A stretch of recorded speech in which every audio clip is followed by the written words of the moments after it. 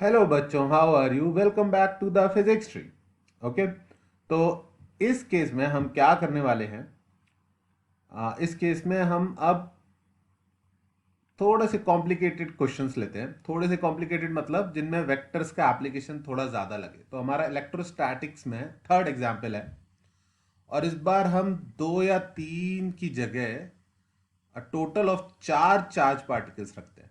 1, 2, 3 और 4, 4 पार्टिकल्स रखते हैं। और अब चारों को मैं चार्ज दे देता हूं। पहला एग्जाम्पल है तो थोड़ा इजी रखता हूं।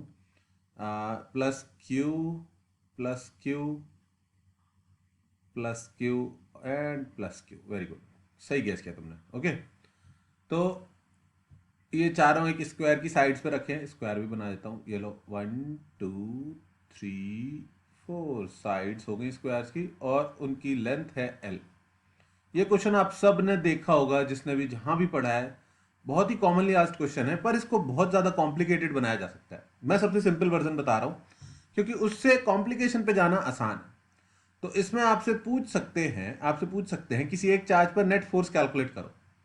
तो हम लोग करने के लिए क्या कर सकते हैं? हम लोग नेमिंग कर सकते हैं इनकी। सबसे पहली बात, नेमिंग कर देते हैं। चलो, इसको ए, इसको बी, इसको सी और इसको डी, चारों को नाम दे दिया। अब किसी एक पर नेट फोर्स कैलकुलेट करना है, तो हमने बी को चूज किया। बी पर नेट फोर्स कैलकुलेट कर रहे हैं। क्या कर रहे हैं हम कर रहे हैं calculate net force on B. तो 4 पार्टिकल्स प्रेजेंट हैं और हमें बी पर नेट फोर्स कैलकुलेट करना है। ठीक है, तो बी पर एक एक करके सबका फोर्स लगाते हैं। पहले ए का फोर्स बी पर किस तरफ लगेगा? ये दोनों सिमिलर चार्ज है, पॉजिटिव पॉजिटिव पॉजिटिव पॉजिटिव, यानी रिपल्शन। तो ए का फोर्स बी पर किधर होगा? रिपेल करेगा। ए बी को रिपेल करेगा। किधर रिपेल करेगा? अपने से दूर। तो ये मैंने सबसे पहला किसका फोर्स बनाया? Force of A on B. दूसरा फोर्स किसका बनाते हैं? दूसरा फोर्स बनाते हैं बी को सी का फोर्स किस तरफ लगेगा? सी भी बी को रिपेल करेगा, तो बी सी जो है बी को ऊपर की तरफ रिपेल करेगा। ओके, तो ये मैंने किसका फोर्स बना दिया? ये मैंने बना दिया force of C. And last one will be force of D on B. तो डी जो है बी को रिपेल करेगा, बिल्कुल रिपेल करेगा। किस डायरेक्शन में रिपेल करेगा? डी से बी से दूर जाती हुई डायरेक्शन। ओके, डीबी लाइन के अलोंग, दूर जाते हुए, अवे। ओके, रिपल्शन हमेशा गोइंग अवे। तो ये फोर्स किसका लिख दिया? फोर्स ऑफ डी लिख दिया। तो तीनों चार्ज पार्टिकल्स का फोर्स लिख दिया। अब वैल्यू लिख लेते हैं। वैल्यू लिखते हैं फटाफट, टाइम वेस्ट नहीं करते। एफ ए की वैल्यू हो गई k Q one, force of A on B, तो ए बी का charge k Q one Q two by l square. बहुत बढ़िया, कितना आ गया है? K q square by l square. मैंने तुम्हें बताया था कि मुझे किसी भले आदमी ने बताया था कि इसको क्या लिख लो, एफ लिख लो, एक्स लिख लो, ए बी सी, पर इसको कुछ सिंगल डिजिट लिख लो, उससे आसान पड़ता है। ओके, फिर फोर्स ऑफ सी भी इतना ही होगा। अगर तुम ध्यान से देखो भाई, दोनों का चार्ज Q और Q है, और उनके बीच की डिस्टेंस भी L है, तो बहुत बढ़िया। ये भी आ गया के q square by l square, यानी कि F। बहुत अच्छे, बहुत अच्छे, दो काम हो गए। तीसरे वाले में थोड़ा सा दिमाग लगाना, थोड़ा सा दिमाग लगाना है, बहुत ज्यादा नहीं लगाना, पर गलती कर जाते हैं लोग जल्दबाजी में। एफ डी कितना होगा? Force between D and B, D का फोर्स बी पर, तो के Q one Q two by R, इन दोनों के बीच डिस्टेंस कितनी होगी? बहुत इजी है। अगर ये एल है, ये एल है, तो ये हो जाएगी under root l square plus l square hypotenuse, जिसकी वैल्यू आ जाएगी √2l। तो ये आपको कैलकुलेट करना आना चाहिए। तो के Q one Q two by √2l का whole square, which gives us, क्या मिलता है इससे? K q square by 2l square, which gives us f by 2। तीन फोर्स आ गए, एफ, एफ और एफ बाई 2। नेट फोर्स कितना हुआ? नेट फोर्स हुआ f net is equals to f by 2।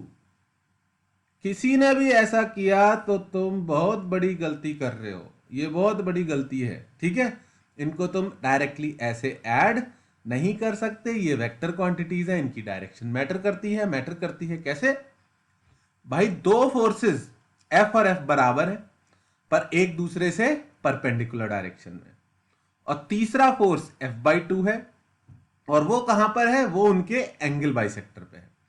तो जब ये तीन वेक्टर ऐड करने हैं तुमको, तो बहुत ही आसान होगा अगर तुम इनमें से पहले ये दोनों ऐड कर लो। ये दोनों नहीं, जो दोनों इक्वल है, ये दोनों ऐड कर लो। मतलब कि मैं ड्रॉ करके दिखाता हूं, ड्रॉ करने से चीजें आसान हो जाती हैं ऐसा। फिजिक्स में आधे टाइम तो आपने डायग्राम ठीक बना लिया तो काम हो जाता है। ये एक फोर्स है, ये दूसरा वेक्टर है, और ये तीसरा फोर्स वेक्टर है। ठीक है, ये तीन फोर्सेस ऐड करने हैं तो मैं वैल्यू लिख देता हूं। ये है F, ये भी है F, और ये है F/2। तो मेरे हिसाब से पहले आपको इस F और इस F, जो कि एक दूसरे से कैसे हैं? परपेंडिकुलर, इनको ऐड करना चाहिए। परपेंडिकुलर वेक्टर्स हैं तो इनका रिजल्टेंट आ जाएगा √_a² plus b² plus 2ab cos 90, क्योंकि ये परपेंडिकुलर है। तो इनका, ये तो cos 90 क्या होता है? 0। इनका रिजल्टेंट आ गया √2f। अब क्या करोगे? अब आप इन दोनों को हटा के एक सिंगल फोर्स लगा सकते हो, मतलब एक सिंगल फोर्स। ये बात आपको पता होनी चाहिए कि जब दो फोर्स इक्वल हैं तो उनका रिजल्टेंट किधर आएगा? उनके एंगल बाइसेक्टर पे आएगा। अगर दो फोर्स इक्वल है मैग्नीट्यूड में तो उनका रिजल्टेंट उनके एंगल बाइसेक्टर पे आएगा। तो इसका और इसका रिजल्टेंट जो आएगा वो किधर आएगा? In the same direction as the third vector, तीसरे वेक्टर की डायरेक्शन में। यानी कि अब मेरे पास मैंने तीन में से दो को जोड़ दिया, एक आया √2f और एक आया F/2, दो वेक्टर्स बचे। अब मतलब इसको और इसको जोड़ दिया, एक ये √2f बना दिया और ये F/2 अकेला बच गया। अब क्या करना चाहिए? अब ये दोनों वेक्टर सेम डायरेक्शन में हैं, अब आप इनका डायरेक्टली मैग्नीट्यूड ऐड करके एक सिंगल रिजल्टेंट ड्रॉ कर सकते हो। अगर दो वेक्टर सेम डायरेक्शन में हैं आप उन्हें डायरेक्टली ऐड कर सकते हो, और जो रिजल्टेंट है उसका मैग्नीट्यूड हो जाएगा F/2 प्लस √2f, जिसमें आप f कॉमन लेके लिख सकते हो √2। f कॉमन लेना था, कॉमन लेना है, f कॉमन लेके ब्रैकेट लगा के लिख सकते हो answer 1/2 plus √2। So your final answer is, final answer लिखने के लिए जगह ढूंढनी पड़ेगी भैया। हाँ, यहां पे लिख देता हूं मैं फाइनल आंसर। f की वैल्यू क्या लिखनी है? f की वैल्यू है KQ²/L²। तो the net force on B is KQ²/L² into 1/2 plus √2। कई लोगों को लगता है ये बहुत आसान क्वेश्चन है। बहुत आसान क्वेश्चन ये इसलिए है क्योंकि ये दोनों फोर्स बराबर आ गए। जिस दिन मैंने चार्जेस ऐसे रख दिए कि ये फोर्स बराबर नहीं आए, पहला और तीसरा फोर्स बराबर अगर नहीं आए, तो इन दोनों का रिजल्टेंट F/2 के सेम डायरेक्शन में नहीं आएगा। तब ये क्वेश्चन एकदम से टफ हो जाएगा। तो आई होप तुमको वो क्वेश्चन सॉल्व करने को मिले, और नहीं मिले तो एक काम करता हूं, मैं ही इसके नेक्स्ट केस में करके दिखाता हूं। ठीक है, ओके, इसको नोट डाउन करो या स्क्रीनशॉट ले लो, जो करना है करो। आई एम मूविंग फॉरवर्ड, और हम अगला क्वेश्चन थोड़ी देर में लेंगे। वो वाला तुरंत लूंगा ना तो तुम्हें पता है क्या करना है। थोड़ी देर में जब तुम भूल जाओगे तब मैं वो लगा, तब तक मैं दूसरा क्वेश्चन करके दिखाता हूं। कुलम्स लॉ की ही एप्लीकेशन है। इस बार हम क्या करते हैं, एक प्लेटफॉर्म लेते हैं और प्लेटफॉर्म के नीचे रस्सी से दो चार्ज पार्टिकल लटका दिए मैंने। ओके, ये दोनों चार्ज पार्टिकल कैसे हैं? Positive charge particle. ओके, दोनों पर चार्ज है, अभी मैं इक्वल ले रहा हूं +Q, और अनइक्वल भी ले सकता हूं वैसे, मुझे कोई फर्क नहीं पड़ता, +Q और +Q। और इन दोनों का मास है m और m, ठीक है, दोनों का मास भी गिवन है, दोनों का चार्ज भी गिवन है, और ये हवा में ऐसे लटके हुए। तो फर्स्ट ऑफ ऑल ये चीज सबको क्लियर होनी चाहिए कि भाई अगर ये दो चार्ज पार्टिकल्स हैं, दोनों को दो स्ट्रिंग से बांध दिया तो ये सीधे नहीं रुक पाएंगे। क्यों नहीं रुक पाएंगे? क्योंकि ये एक दूसरे को रिपेल करेंगे, दोनों पॉजिटिव चार्ज है, रिपेल करेंगे तो ये हवा में टेढ़े टेढ़े लटक जाएंगे। तो अब क्वेश्चन टू क्वेश्चन डिपेंड करता है, पर ज्यादातर तुमसे पूछा जाएगा या तो इनके बीच का गैप बताओ या फिर ये एंगल थीटा बताओ। तो how to solve such questions? ठीक है, बहुत इजी है, बहुत इजी है। जो चीजें आपको आती है ना वो बहुत इजी है, जो चीजें आपको नहीं आती वो बहुत टफ है। देखना हमेशा ऐसे ही होता है। तो ये दोनों पॉजिटिव चार्ज है तो ये एक दूसरे को रिपेल करेंगे, ऑब्वियस सी बात है। तो इन पर मैंने रिपल्सिव फोर्स बना दिया। ये जो रिपल्सिव फोर्स होगा इसकी वैल्यू कितनी होगी? इसकी वैल्यू होगी F इज इक्वल्स टू के Q1 Q2 बाई इनके बीच की डिस्टेंस, इनके बीच की डिस्टेंस। कभी कभी क्वेश्चन में वो डिस्टेंस ही कैलकुलेट करनी होती है, कभी कभी डिस्टेंस गिवन होती है, कई तरह से क्वेश्चन आते हैं। तो अभी लेट्स से इनके बीच की डिस्टेंस है x, ओके, और ये जो स्ट्रिंग है इसकी लेंथ है l। तो लेट्स से इस क्वेश्चन में हमें x कैलकुलेट करना है, ठीक है।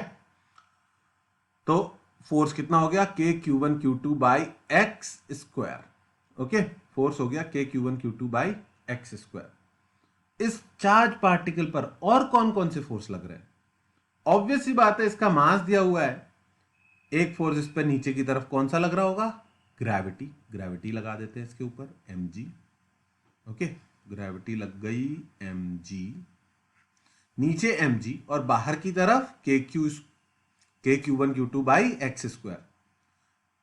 एक फोर्स आगे लग रहा है, एक नीचे लग रहा है, फिर भी ये कहीं जा नहीं रहा। क्यों नहीं जा रहा? क्योंकि भाई एक तीसरा फोर्स भी है इसके ऊपर। वो तीसरा फोर्स कौन सा फोर्स होता है? रस्सी का टेंशन फोर्स T, रस्सी का टेंशन फोर्स T। अब इन तीनों फोर्सेस के लगने के बाद ये इस जगह पे आके टिक गया है, जा नहीं रहा कहीं। इसका मतलब ये किस में है? इक्विलिब्रियम में है। इक्विलिब्रियम, कोई भी चीज अगर इक्विलिब्रियम में है तो उस पर नेट फोर्स कितना है? 0। तो नेट फोर्स अगर इस चार्ज पार्टिकल पर 0 है तो हम बोल सकते हैं कि इस पे x डायरेक्शन में भी फोर्स 0 है और y डायरेक्शन में भी फोर्स 0 है। यानी कि आगे के बराबर फोर्स पीछे लग रहा है और नीचे के बराबर फोर्स ऊपर लग रहा है। इक्विलिब्रियम का बहुत सिंपल मतलब है, आगे का फोर्स बराबर पीछे का फोर्स, ऊपर का फोर्स बराबर नीचे का फोर्स। समझ में आई बात? आई होप समझ में आ गई हो, ठीक है। तो ये जो टी टेंशन है इसके कंपोनेंट करने पड़ेंगे। क्यों करने पड़ेंगे भैया? ये है किसी एंगल पर, हमें चाहिए ऊपर नीचे आगे पीछे का फोर्स। तो टी के दो कंपोनेंट कर रहा हूं मैं। क्या क्या कंपोनेंट करूंगा भाई? ये एंगल थीटा तो ये एंगल भी थीटा। अगर ये एंगल थीटा तो टी का ऊपर की तरफ कंपोनेंट देखना, ये हाइपोटेनस और एंगल से लगा हुआ जो होता है वो होता है बेस। तो ये हाइपोटेनस है तो बेस कितना आएगा? T cos theta, okay. और दूसरा कंपोनेंट ये वाला कितना आएगा? ये आएगा टी साइन थीटा। तो आपने इस टेंशन की जगह इसके दो कंपोनेंट बना दिए, टी कॉस थीटा और टी साइन थीटा। ये ऊपर की तरफ और ये पीछे की तरफ। अब मैंने क्या बताया? इक्विलिब्रियम में है तो ऊपर का फोर्स बराबर नीचे का फोर्स, पीछे का फोर्स बराबर आगे का फोर्स। ये छोटा दिख रहा है पर समझ जाओ, ठीक है। वो तो मैंने अंदाजे से बना दिया, ठीक है। बराबर जरूर होंगे अगर इक्विलिब्रियम में। तो पीछे का फोर्स है टी साइन थीटा, उसको किसके बराबर कर देंगे? आगे का फोर्स के Q Q by x square, और ऊपर का फोर्स है टी कॉस थीटा, उसको किसके बराबर कर देंगे? नीचे के फोर्स के बराबर। और इतना आने के बाद ना एकदम खुश हो जाया करो, ये बड़ी अच्छी इक्वेशन होती है। टी साइन थीटा कुछ आ गया, टी कॉस थीटा कुछ आ गया, डिवाइड कर मारो इनको। जैसे ही डिवाइड करोगे सब कुछ कट जाएगा और आएगा sine theta upon cos theta, यानी कि टेन थीटा इक्वल्स टू के Q1 Q2 by mg x square. इसके बाद क्या करना चाहिए? इसके बाद कहानी थोड़ी आसान है। दो तरफ केस जा सकता है। एक जिसमें आपको बोला होगा ये थीटा बहुत स्मॉल है, ये x बहुत स्मॉल है एज कंपेयर टू l। तो आई होप आपने इजी वाला फेस किया है, टफ वाला भी कर लेंगे वैसे, ठीक है। तो इजी वाले में क्या करना होगा, if x is very very less than l, ऐसी कोई हिंट दी होगी, थीटा छोटा है या x छोटा है, तो जब थीटा या x छोटे होते हैं तो हम tan थीटा की वैल्यू अप्रोक्सीमेटली कितनी लिख सकते हैं, साइन थीटा। ये चीज सबको ना पता होनी चाहिए, अगर नहीं पता है ना तो इसको लिख लेना अलग से, थीटा टेंड्स टू 0 है अगर, तो tan थीटा बराबर होता है साइन थीटा के, बराबर होता है थीटा के। अगर नहीं पता तो मैं इसके ऊपर अलग से वीडियो बनाऊंगा किसी टाइम, अभी मैं इसमें नहीं ज्यादा जा सकता, मेरे पास जगह नहीं है उतनी, ठीक है। तो tan थीटा बराबर होता है साइन थीटा के, अगर थीटा छोटा है तो साइन थीटा की वैल्यू इस वाले ट्रायंगल में, भाई साहब गौर से देखिएगा, ये आ रहा है नीचे, ये है थीटा, ये है परपेंडिकुलर जिसकी लेंथ है x/2, और ये है हाइपोटेनस जिसकी लेंथ है l, और साइन थीटा की वैल्यू हम लिख सकते हैं x/2l। समझ में आया, perpendicular upon hypotenuse equals to KQ/mg x square, और इसी के साथ हमारे पास स्पेस समाप्त हो गया। लेकिन क्या आप लोग खुद से इस इक्वेशन को सॉल्व करके x की वैल्यू निकाल लोगे? मेरे हिसाब से निकाल लोगे। नींद आ रही है, ज्यादा रात हो गई तो अलग बात है, वरना आलस में नहीं हो तो इसको सॉल्व करने पर x³ की वैल्यू आती दिख रही है मुझे KQ1Q2 into 2l divided by mg। भाई इतना तो मैंने बहुत ज्यादा कर दिया, ठीक है, ये तो बहुत ही ज्यादा हो गया, अब इसके आगे तो कर ही लेना, बस क्यूब रूट लेना, ठीक है। पर बात यह है, अगर ऐसा ना दिया हो, अगर ये अप्रोक्सीमेशन नहीं लगा सकते, तब क्या करेंगे? अरे तब क्या करेंगे, तब tan थीटा को sin थीटा नहीं पुट करेंगे, तब tan थीटा को tan थीटा ही पुट करेंगे। tan थीटा को tan थीटा पुट करेंगे तो वैल्यू कहां से लाएंगे? अरे ये l है, ये x/2 है, तो बेस की वैल्यू निकाल लोगे या नहीं निकाल लोगे? लो मैं लिख ही देता हूं, √l² माइनस x²/4, और अब ये वाली वैल्यू उठा के यहां पुट कर देना, tan थीटा में परपेंडिकुलर अपॉन बेस पुट कर देना। बहुत ही बुरी कैलकुलेशन जाएगी, हालत तुम्हारी खराब हो जाएगी, पर सॉल्व हो जाएगा। समझ में आया? कैलकुलेशन से नहीं डरने का। ये हो गया हमारा एग्जाम्पल 4 ऑन इलेक्ट्रोस्टैटिक्स। कैलकुलेशन से डरोगे तो बेटा क्या करोगे, ठीक है, कैलकुलेशन से नहीं डरने का। वैसे मैंने ज्यादातर देखा है कि इसमें अप्रोक्सीमेशन वाला ही पूछा जाता है जिसकी कैलकुलेशन आप कर सकते हो। ओके, स्क्रीनशॉट ले लो, सॉल्व कर लो, दूसरा वाला भी सॉल्व करके देख लेना। फंस जाओगे तो किसी और दिन याद आएगा तो बता दूंगा। ओके, चलो